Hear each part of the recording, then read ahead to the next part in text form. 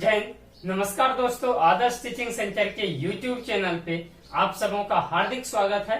मैं आदर्श कुमार आप सबों के बीच फिर से मुखातिब हुआ हूँ एक नए वीडियो के साथ। ये वीडियो ज्योग्राफी क्लास 10 का संसाधन और उसके विकास से संबंधित है। ये संसाधन और उसके विकास का चौथा पार्ट होगा। इस वीडियो में हम पढ़ेंगे मृदा निर्माण की प्रक्रिया को, उसके बाद पढ़ेंगे मृदा के प्रकार को जो हम लिख दिए हैं, उसके बाद जलोढ़ मृदा और काली मृदा। इस वीडियो में हम इतना पढ़ेंगे। हम अपने सेशन को स्टार्ट करें उससे पहले एक मोटिवेशनल थॉट प्रत्येक दिन की भांति आज भी आपके बीच शेयर करना चाहता हूं। वो मोटिवेशनल थॉट्स कुछ इस प्रकार से है। तकदीर के खेल में निराश नहीं होते, तकदीर के खेल में निराश नहीं होते, जिंदगी में कभी उदास नहीं होते, जिंदगी में कभी उदास नहीं होते। हाथों की लकीरों पर विश्वास मत करना, हाथों की लकीरों पर विश्वास मत करना, क्योंकि तकदीर तो उनके भी होते हैं जिसके हाथ नहीं होते, क्योंकि तकदीर तो उनके भी होते हैं जिनके हाथ नहीं होते। तो मेरे दोस्तों, इसी मोटिवेशनल थॉट्स के साथ हम लोग पूरे एनर्जेटिक रूप से, आप भी एनर्जेटिक हो गए होंगे, हम भी एनर्जेटिक हैं। भगवान से प्रार्थना करते हैं ये जो विपदाएं हैं, जो कोरोना महामारी है, ये जल्द से जल्द समाप्त हो और हम लोग फिर से बेहतरीन खुशनुमा जिंदगी जिए। आपके परिवार, आप लोग खुश रहो, आप लोग अच्छे रहो, सब खुशहाल रहे, स्वस्थ रहे, निरोग रहे, ऐसे भगवान से प्रार्थना है। इसी के साथ हम अपने वीडियो को स्टार्ट करते हैं। अब हम पढ़ेंगे किसको? मृदा के निर्माण की प्रक्रिया को। किसको पढ़ेंगे दोस्तों? मृदा निर्माण की प्रक्रिया को। मृदा के प्रकार को आप एक बार स्क्रीनशॉट लेना चाहते हैं तो इसका ले लीजिए, ठीक है। अब समझते हैं मृदा निर्माण की प्रक्रिया को। दोस्तों, मृदा निर्माण की प्रक्रिया के अंतर्गत हम क्या पढ़ेंगे? इस मिट्टी का निर्माण कैसे हुआ, ये जो सॉइल बना है, जो मिट्टी बना है, इसका निर्माण कैसे हुआ। तो दोस्तों, हम जानते हैं किसी भी मिट्टी का निर्माण, किसी भी मिट्टी का निर्माण चट्टानों से होता है। किससे होता है? चट्टानों से। मिट्टी का निर्माण जो हुआ है किससे हुआ है? चट्टान से हुआ है। मिट्टी के निर्माण की प्रक्रिया ये बहुत जटिल प्रक्रिया है। जटिल का मतलब कठिन प्रक्रिया। मृदा निर्माण की प्रक्रिया बहुत ही कठिन प्रक्रिया है। कुछ 1 सेंटीमीटर, मान लिया जाए कि 1 सेंटीमीटर मिट्टी के निर्माण में लाखों वर्ष का समय लगता है। 1 सेंटीमीटर मिट्टी के निर्माण में लाखों वर्ष का समय लगता है। मिट्टी के निर्माण में होने में चट्टानें टूटती फूटती हैं, और इस चट्टान के टूटने फूटने की क्रिया जो भूकंप के कारण, जो प्राकृतिक घटनाएं हैं, प्राकृतिक घटना क्या है? भूकंप के कारण ये चट्टानें, जो बड़ी बड़ी चट्टानें हैं, वो क्या होती है? जो जनक शैल होता है, जो इससे मिट्टी का निर्माण होता है, वो चट्टानें टूटती है, टूटती फूटती है। फिर कहीं यदि ज्वालामुखी उद्गार होता है तो वो टूटी फूटी जो चट्टानें होती है वो छोटे छोटे टुकड़ों में विभक्त हो जाती है। फिर इस दोनों के आरक के अलावा ये मृदा निर्माण, मृदा के टूटने की, चट्टान के टूटने की प्रक्रिया निरंतर चलते रहती है। चट्टान के निरंतर टूटने की प्रक्रिया में भाग लेने वाले जो कारक हैं मुख्य रूप से, जैसे वर्षा हो गया, हवा हो गया, बर्फ हो गया, पानी हो गया। पानी के कारण मिट्टी कट के चट्टानें धीरे धीरे कटती जाती है, हवा के द्वारा अपरदित होती है, मतलब उसकी परतें धीरे धीरे टूटती है, कटती है।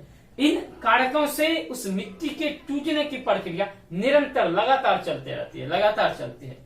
अब इसी को बेहतरीन तरीके से और समझने के लिए ये समझ सकते हैं कि मृदा निर्माण में जो मुख्य 3 कारक हैं, जो मृदा निर्माण के जो मुख्य 3 घटक हैं, वो कौन कौन है? एक कौन है? भौतिक कारक। एक कौन कारक है? भौतिक कारक। दूसरा है जैविक कारक। एक क्या है? भौतिक कारक। क्या है? 3 कारक है, मुख्यतः 3 कारक, मुख्यतः 3 कारक है। 3 कारक कौन कौन है? भौतिक कारक, भौतिक कारक, दूसरा है जैविक कारक या रासायनिक कारक, पहले लिख लो, रासायनिक कारक, और तीसरा क्या है? जैविक कारक। तीसरा है जैविक कारक। ये 3 महत्वपूर्ण कारक हैं। आप ध्यान रखना कि भौतिक कारक के अंतर्गत क्या होगा? भौतिक कारक के अंतर्गत क्या होगा? जो जनक शैल होगा। सबसे पहले जनक शैल, जिससे मिट्टी का निर्माण हो, जनक शैल हो गया, ठीक। तापमान हो गया, दाब हो गया, ठीक, उसके बाद अस्थिलाकृति हो गया, ठीक, वहां का उच्चावच हो गया, ठीक। ये 5-6 जो है ये महत्वपूर्ण भौतिक कारक है। इनके कारण क्या होता है कि मिट्टी के निर्माण की प्रक्रिया प्रभावित होती है। क्या होता है कि हर समय तो टेम्परेचर सेम नहीं होता है। टेम्परेचर कभी गर्मी के मौसम में जहां पहले गर्म होता है, वहां गर्मी के मौसम में टेम्परेचर ज्यादा, मिट्टी क्या होगा, फैल जाएगा। जो चट्टान टूटा फूटा था वो फैलेगा। फिर जब ठंड का मौसम आएगा चट्टान सिकुड़ जाएगा। ये फैलना सिकुड़ना ये लगातार चलते रहता है, हजारों वर्षों तक चलता है। तो फिर ये एक ऐसा समय होता है कि वो बहुत छोटे छोटे बारीक कणों में परिवर्तित हो जाता है, ठीक, मतलब बहुत छोटे छोटे कण में बदल गया। तो फिर वो भौतिक कारक हो गया। अब रासायनिक कारक एक्ट करता है। तो जो रासायनिक तत्व है, जो कुछ हमारे वायुमंडल में गैस है, कुछ रासायनिक तत्व है, जो खनिज तत्व है, ये इसका इफेक्ट होता है। जो रासायनिक तत्व है वो आकर के क्या होगा, उस मिट्टी से, उस जो हमारा छोटा छोटा मिट्टी बना है उससे, मिट्टी का कण बना है उससे आकर के वो मिल गया, पानी के माध्यम से वो घुल के वो मिल जाएगा। तो फिर मिट्टी ऑलमोस्ट बन गया। अब जो सबसे ऊपर वाला सबसे जो महत्वपूर्ण पार्ट है मिट्टी का ह्यूमस होता है। क्या होता है, ह्यूमस। मिट्टी का 4 संस्तर होता है, ठीक। सबसे नीचे जनक से, फिर जो बड़ी बड़ी टूटी फूटी चट्टानें, फिर पहले अभी बता देंगे, पहले जनक से, फिर टूटी फूटी चट्टानें, फिर रेत, सिल्क, मृत मतलब बालू, कण, ठीक है, ये, और सबसे ऊपर में ह्यूमस, तीसरा और चौथा ह्यूमस। तब फिर क्या होता है, जैविक कारक एक्ट करता है। जो फफूंद है, लाइकेन है, मॉस है, ये या जीव जंतु ये भी प्रभावित करते हैं। इसके अलावा जो पेड़ पौधे जीव जंतु के पत्ते होते हैं, पेड़ पौधों के पत्ते होते हैं, उसके बाद जो जानवरों के द्वारा खाए गए जो चारा बच जाता है, वो सब क्या होता है कि सड़ता गलता है, और सड़ गल के क्या करता है, एक लेयर बनाता है मिट्टी के ऊपर। जो लेयर होता है वही ह्यूमस कहलाता है, उसी को क्या बोला जाता है, ह्यूमस। तो मिट्टी के 4 संस्तर, सबसे नीचे जनक से, ठीक, उसके ऊपर टूटा फूटा चट्टान, ठीक, टूटा फूटा चट्टान, ये तीसरा हो गया, दूसरा हो गया। फिर जो है ये और छोटा हो जाएगा।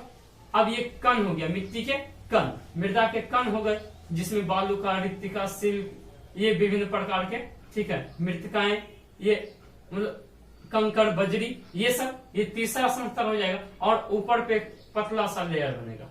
पतला क्या बनेगा, लेयर बनेगा। ये पतला लेयर बनेगा, और वो लेयर क्या कहलाएगा, हमारा ह्यूमस। ये क्या होता है, हमारा ह्यूमस। ये मृदा निर्माण हम उम्मीद करते हैं आपको समझ में आ गया होगा। अब मिट्टी के प्रकार को समझेंगे। किसको समझेंगे दोस्तों, मृदा के प्रकार को, मृदा के प्रकार को।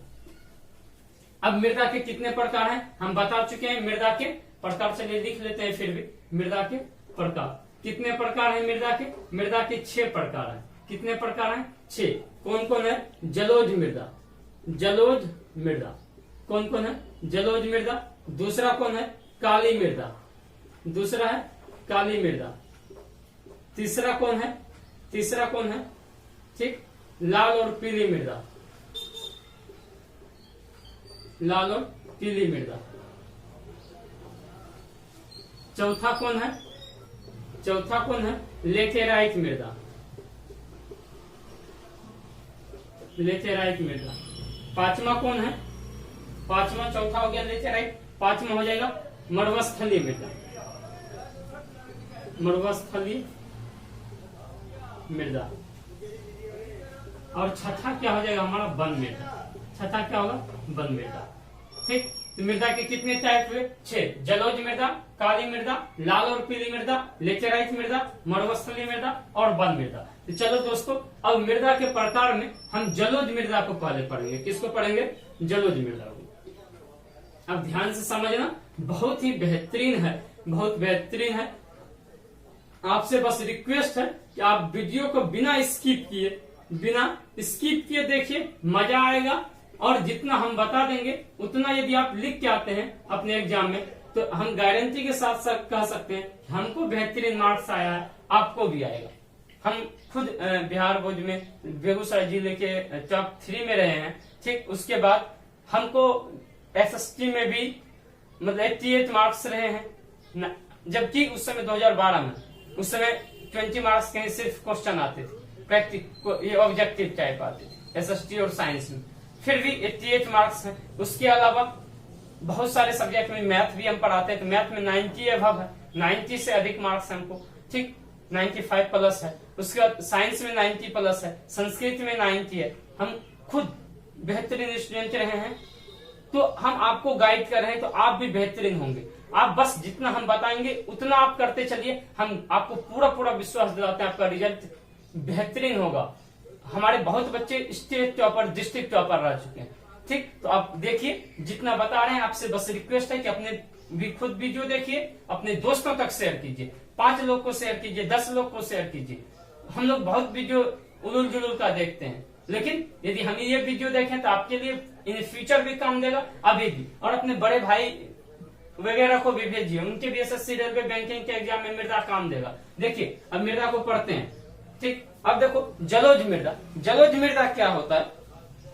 तो जलोढ़ मृदा का नाम से पता चलता है कि इस मिट्टी का निर्माण किससे हुआ होगा? जल से। जलोढ़ मृदा का किससे निर्माण हुआ होगा? जल से। लेकिन कौन सा जल? नल का जल से? नहीं दोस्तों, अब बताते हैं कि जलोढ़ मृदा का निर्माण हिमालय की 3 महत्वपूर्ण नदियां, 3 महत्वपूर्ण नदियां, हिमालय की 3 महत्वपूर्ण नदियां, गंगा, ब्रह्मपुत्र और सिंधु। गंगा, सिंधु और ब्रह्मपुत्र, ये 3 जो महत्वपूर्ण नदियां हैं हिमालय की, उन तीनों नदियों के द्वारा जो निक्षेप लाया जाता है, जो मलबे लाए जाते हैं, जो निक्षेप लाए जाते हैं, तो उनके निक्षेप से हुआ है। मृदा का निर्माण कैसे हुआ? जलोढ़ मृदा का हिमालय की 3 जो महत्वपूर्ण नदियां हैं, गंगा, ब्रह्मपुत्र और सिंधु, इनके द्वारा लाए गए निक्षेप से होता है। ये जो मृदाएं हैं, ये भारत में सर्वाधिक मात्रा में विस्तृत है। सबसे अधिक क्षेत्र में 6.4 लाख वर्ग हेक्टेयर में ये विस्तृत है। शायद जांचा थोड़ा एक बार देख लेना, जो बीएससी के बच्चे हैं उनकी किताब में जांचा दिए, एक बार आप देख लीजिएगा, ठीक। तो ये उसके बाद इस मिट्टी का जो निर्माण हुआ है रेत से, सिल्क से और मृत्तिका से, ठीक। रेत, सिल्क, मृत्तिका से, ठीक है, कंकड़ बजरी से इस मिट्टी का निर्माण हुआ है, इस मिट्टी का निर्माण हुआ है, ठीक। ये मिट्टी का जो विस्तार है, इसमें क्या क्या पढ़ेंगे, ये कहाँ कहाँ फैला है। देखो पहले मृदा के बारे में पढ़ेंगे कि मृदा निर्माण पढ़ेंगे, इसका निर्माण अभी पढ़ लिए, किसके द्वारा हुआ? गंगा, ब्रह्मपुत्र, सिंधु नदी के द्वारा। उसके बाद पढ़ेंगे कि ये फैला कहाँ तक है, फैला कहाँ कहाँ है, मतलब कहाँ कहाँ ये विस्तृत है, ये लिखना है एग्जाम में। निर्माण लिखना है, फिर कहाँ कहाँ विस्तृत है, फिर या तो विस्तृत से पहले इसमें कौन सा तत्व पाया जाता है, तत्व की अधिकता, तत्व की कमी, फसल, पॉइंट बाय पॉइंट लिखेंगे, फिर कौन कौन सा फसल होगा, ठीक। फिर लिखेंगे किस किस क्षेत्र में, ऐसे लिखना है आपको एग्जाम में, ठीक। अब देखो एक एक करके निर्माण समझा दिए। अब तत्व देखो, इसमें पोटास, फास्फोरस और चूना जो होता है, चूना की प्रधानता पाई जाती है। किसकी? पोटास, फास्फोरस और चूना। पोटास, फास्फोरस और चूना युक्त होता है ये। और किसकी? चूना की और चूना युक्त।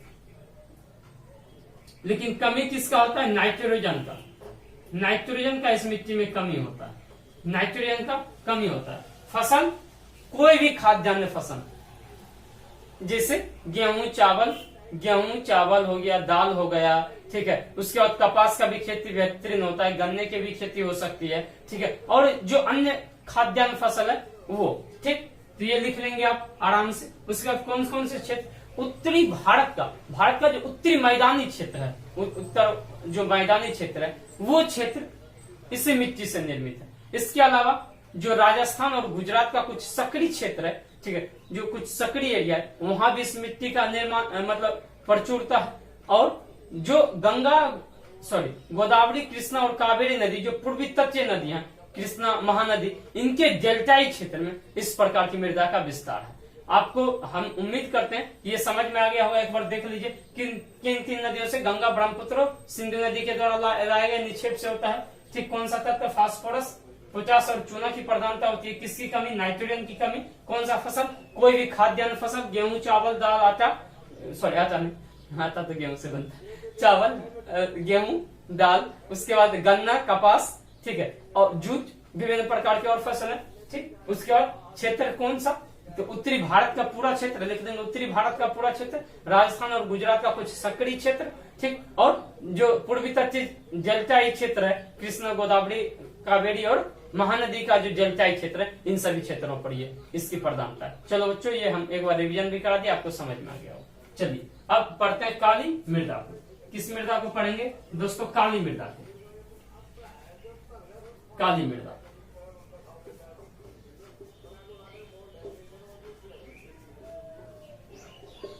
काली मृदा को कौन सा मृदा बोला जाए? अच्छा, काली मृदा का जो निर्माण हुआ है, इसके भी निर्माण को पहले पढ़ेंगे। हर एक मिट्टी में वही करेंगे, पहले निर्माण को कैसे हुआ है निर्माण, ठीक। तो काली मृदा का निर्माण बेसाल्ट चट्टान से हुआ है। किससे? बेसाल्ट चट्टान से। काली मृदा का निर्माण किस चट्टान से हुआ है? बेसाल्ट चट्टान से हुआ है, ठीक है। उसके बाद, ठीक, उसके बाद ये इस मृदा का अन्य नाम है, बहुत इंपॉर्टेंट है। इस मृदा का कुछ अन्य नाम है, अन्य नाम इसका याद रखना। जलोढ़ मृदा का अन्य नाम नहीं है, इसका अन्य नाम है। जैसे सबसे इंपॉर्टेंट, बिहार बोर्ड में तो बहुत बार पूछा है, हम देखें दिल्ली बोर्ड में भी पूछा है, रेगुड़ मृदा पूछेगा कि किस मृदा को रेगुड़ मृदा कहा जाता है? काली मृदा को। या काली मृदा का दूसरा नाम क्या है? रेगुड़ मृदा। इसको कपासी मृदा भी बोला जाता है, कपासी मृदा भी बोला जाता है। इसको लवणीय मृदा भी बोला जाता है, अभी बताएंगे लवणीय मृदा क्यों बोला जाता है। इसको लवणीय मृदा भी बोला जाता है, इसको काली, कपासी और लवणीय मृदा भी बोला जाता है, ठीक। इसमें किसकी प्रधानता होती है? इस मिट्टी में किसकी प्रधानता होती है? पहले ये मिट्टी कहाँ कहाँ पाया जाता है इसको समझ लो। इस मिट्टी, ये मिट्टी जो हमारा मालवा का पठार है, मालवा पठार, ठीक, महाराष्ट्र, एमपी, ठीक, इन एक स्थान हो गया। या विस्तार कहाँ है? विस्तार जहां है वो लिख दिए, ठीक। सौराष्ट्र, इन सभी क्षेत्रों पर इसका विस्तार, ठीक, इन सभी क्षेत्रों में इसका विस्तार। इसमें प्रधानता किसकी है? इसमें फास्फोरस की, मैग्नीशियम की, पोटास की प्रधानता किसकी है? प्रधानता फास्फोरस, फोरस की, मैग्नीशियम की व पोटास की। इसमें किसकी? फास्फोरस, मैग्नीशियम और पोटास की प्रधानता है, ठीक। सॉरी, फास्फोरस नहीं भाई, कैल्शियम, सॉरी, कैल्शियम। इसमें कैल्शियम, मैग्नीशियम और पोटास की प्रधानता है। कमी किसकी है? फास्फोरस की, सॉरी यार, कमी फास्फोरस की। कमी किसकी है? फास्फोरस की कमी, फास्फोरस की क्या है? कमी है, ठीक। हम मानते हैं यहां तक समझ में आ गया होगा। देखो, ये काली मृदा का निर्माण बेसाल्ट चट्टान से हुआ है। इसका अन्य नाम क्या है? रेगुड़ मृदा, कपासी मृदा, लवणीय मृदा, ये तीनों नाम है। विस्तार कहाँ हुआ है? मालवा का पठार, महाराष्ट्र, एमपी और सौराष्ट्र के क्षेत्र में। प्रधानता कौन कौन सा तत्वों का? कैल्शियम का, मैग्नीशियम का और पोटास का। कमी किसका? फास्फोरस की। किसकी कमी होती है? फास्फोरस की। किसकी कमी होती है? फास्फोरस की। फसल किसका उत्पादन करेंगे? फसल देखो किसका उत्पादन करेंगे। अब दो चीज बचा है। एक चीज और ध्यान रखना कि जब अत्यधिक गर्म पड़ता है ना, और गर्म और जब शुष्क, मतलब गर्म और शुष्क क्षेत्र जो होता है, वहां ये मिट्टी के बीच दरारें आ जाती है। जो मिट्टी है, ऐसे है मिट्टी, मान लो ये मिट्टी है ना, ये मिट्टी है, इसके बीच देखोगे इससे दरारें हो जाती है। आप खेत तो नहीं देखे होंगे, बहुत बच्चे नहीं देखे होंगे खेत अच्छे से, काली मृदा नहीं देखे होंगे। हम लोग तो खेती में भी कभी कभी पापा के साथ जाया करते थे, तो वहां देखते थे, जो दियारा का भूमि होता था वहां देखते थे कि मिट्टियां ऐसे फटी होती थी, ठीक ठीक। और उस मिट्टी से किसी को एक बार मार दिया जाए ना लेकर के, तो उसका सर फूट जाएगा, इतना कठोर होता है। तो ये मिट्टियां शुष्क जब क्षेत्र होता है, जब गर्म क्षेत्र होता है, तो ये मिट्टियां एक्सपेंड करके फटती है। इसमें क्या होता है? हवा भर जाता है। क्या होता है? हवा भर गया। जब हवा भर जाता है तो वायुमंडल में तो मॉइस्चर भी है, नमी भी है, तो वो नमी उसके अंदर चला जाता है। और जब पानी दे दोगे ना, तो ये पानी को बहुत दिनों तक अवशोषित करके रखता है, बहुत जमा करके रखता है, ठीक। तो ये क्या होता है, लव, इसीलिए जो नमी जो जमा करता है और पानी को जो स्टॉक करके रखता है ना, ठीक है, तो इसी के लिए ये नमी धारण करने की क्षमता इसमें बहुत होती है। इसी के कारण इसको लवणीय मृदा बोला जाता है। क्या बोला जाता है, लवणीय मृदा। और जहाँ पहाड़ी वहाड़ी क्षेत्र होता है ना, पहाड़ी जो जलचाई क्षेत्र मतलब पहाड़ी क्षेत्र होता है, वहां ये इस मिट्टी का जो नेचर है वो क्षारीय हो जाता है। लेकिन इसमें यदि हम क्या करेंगे, इसको प्रॉपर रूप से सिंचाई वगैरह करके इसमें चाहे तो हम फसल बेहतर उगा सकते हैं। चलो, तो ये क्या हो गया हमारा, ये हो गया तुम्हारा लवणीय मृदा। अब क्या है, अब इसको कपासी मृदा क्यों कहा जाता है, क्योंकि इसमें कपास की खेती की प्रधानता होती है, इसमें कपास का बेहतरीन फसल होता है, इसीलिए इसको क्या बोला जाता है, कपासी मृदा। ठीक, तो इसमें फसल कौन कौन उत्पादन होगा वो लिख लो। फसल हो गया कपास, गन्ना, याद रखना, जूट, कपास, गन्ना, जूट, और क्या, और खाद्यान्न फसल, सीधा खाद्यान्न फसल लिख लो, खाद्यान्न फसल। खाद्यान्न फसल में गेहूं, चावल और जो अनाज, दाल हो गया, सरसों हो गया, विभिन्न प्रकार के जो अनाज है ये सारे आते हैं। हम उम्मीद करते हैं कि आपको कपासी मृदा, काली मृदा भी समझ में आया होगा। क्या लिखेंगे, काली मृदा का निर्माण बेसाल्ट चट्टानों से हुआ है। इस मृदा का विस्तार जो दक्कन का लावा पठार है, लावा पठार, ठीक है, उसके बाद आपका महाराष्ट्र, सौराष्ट्र, ठीक, इन क्षेत्रों में, मध्य प्रदेश, इन क्षेत्रों में होता है। इस मृदा का अन्य नाम रेगुर मृदा, काली कपासी मृदा, ठीक, और उसको लवणीय मृदा भी बोला जाता है। लवणीय मृदा क्यों बोला जाता है, क्योंकि इसमें नमी धारण करने की क्षमता, नमी को अवशोषित करने की क्षमता अधिक होती है, नमी को ये स्टॉक किया जाता है। गर्मी के दिनों में, शुष्क मौसम में ये मृदा में दरारें उत्पन्न हो जाती है, ठीक, जिसके कारण वो नमी अंदर चला जाता है और नमी मतलब एब्जॉर्ब किया जाता है। कपासी मृदा इसलिए कहा जाता है क्योंकि इसमें कपास की खेती की प्रधानता होती है। इसमें फसल का उत्पादन कपास, गन्ना, जूट और जो भी खाद्यान्न फसल है उसका उत्पादन बेहतरीन होगा। इसके अलावा ये मृदा में जो प्रधानता होती है कैल्शियम की, पोटेशियम की और मैग्नीशियम की, ठीक, कैल्शियम, पोटेशियम और मैग्नीशियम की प्रधानता होती है, जबकि फास्फोरस की कमी होती है। किसकी कमी होती है, फास्फोरस की कमी होती है। हम उम्मीद करते हैं कि आपको ये सेशन बेहतरीन लगा होगा। यदि आपको ये सेशन बेहतरीन लगा है तो दोस्तों आपने इतना प्यार स्नेह दिया, इसके लिए आपका हृदय की गहराई से धन्यवाद करना चाहते हैं। आप लोगों ने हमारे YouTube चैनल को विगत 3-4 दिनों में 135 प्लस मतलब 150 मान लो कि अप्रोक्स सब्सक्राइबर बढ़ाए हैं, ठीक है। इसमें आप लोगों की महत्वपूर्ण भूमिका रही है। हम आपसे बस यही प्रार्थना करेंगे कि जो भाई हमारे इस वीडियो को बहने देख रही है, यूपीएससी, बीपीएससी, किसी भी competitive exam, SSC, banking, railway, उनके लिए भी बेहतरीन है। उनको भी जानना जरूरी है कि किस किस चीज की प्रधानता होती है, किसकी कमी होती है, कहाँ पाया जाता है। साथ ही जो 10th के बच्चे हैं, 8th के बच्चे हैं, उनके लिए तो ये रामबाण है। वो अपने दोस्तों को जितना ज्यादा से ज्यादा शेयर करेंगे हमारे लिए बहुत कृपा होगा, ठीक, और उन बच्चों के लिए बहुत हेल्पफुल होगा। इसीलिए आपसे प्रार्थना हाथ जोड़ के करते हैं कि आप 5 लोग को, 10 लोग को अपना वीडियो शेयर कीजिए, लाइक कीजिए, अच्छा लगे तो जरूर लाइक कीजिए, ठीक। चैनल को सब्सक्राइब नहीं किए तो जरूर कर दीजिए, ठीक। बेल आइकन को नोटिफिकेशन के लिए दबा के रखेगा। इस चैनल पे आपको मैथ्स के वीडियो, साइंस के वीडियो, हिस्ट्री के भी वीडियो आने वाले हैं। अब 9th क्लास का भी स्टार्ट करेंगे। 8th, 10th तो पढ़ा ही रहे, 9, 8 और 11, 12 ये 5 क्लास का हम वीडियो बनाएंगे। आपसे बस प्रार्थना है कि चैनल को सब्सक्राइब कीजिए, लाइक कीजिए, शेयर कीजिएगा बहुत भयानक तरीके से, ठीक है। बहुत बहुत धन्यवाद। लास्ट में आपके लिए दुआ है, भगवान से आपके लिए प्रार्थना है, सजती रहे महफिलें तेरी, सजती रहे महफिलें तेरी, हर खुशियां सुहानी हो, आप अपने जीवन में इतना खुश रहो कि खुशियां भी आपकी दीवानी हो। बहुत बहुत धन्यवाद, बहुत बहुत साधुवाद। आपका आगे अगले वीडियो में फिर से स्वागत है। बहुत बहुत धन्यवाद।